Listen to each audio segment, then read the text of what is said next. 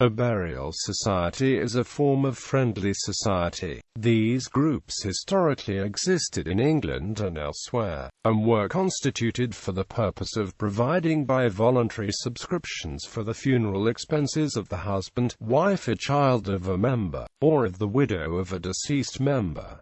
Some also allowed for insuring money to be paid on the death of a member. Not-for-profit burial societies still exist today. For-profit companies also provide funeral insurance. Jewish communities often include a burial society known as the Shevra Kadisha, which also covers performing the necessary Jewish funerary rituals and ceremonies. In antiquity, in ancient Greece and Rome, various associations of a fraternal nature, as well as religious groups, political clubs, and trade guilds, functioned as burial societies. Terms for these include Hygeia, collegium, and sodalitas. The bylaws of one burial society are preserved by an inscription dating to A.D. 136.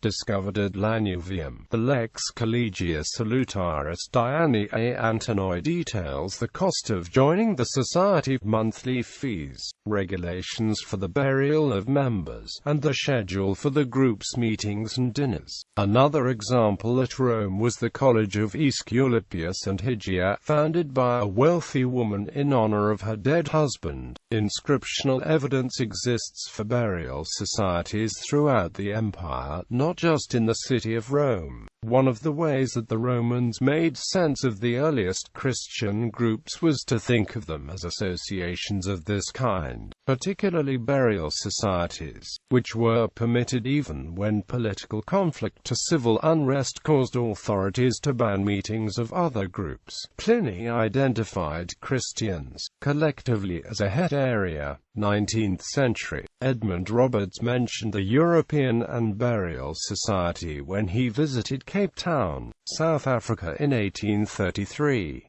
The society was founded in 1795 by Dutch settlers. He described it as supporting poor and unfortunate fellow countrymen during their illness, and in the event of their death, to cause them to be respectfully interred. Quote, he also mentioned that the society had considerable funds. During his visit to the area,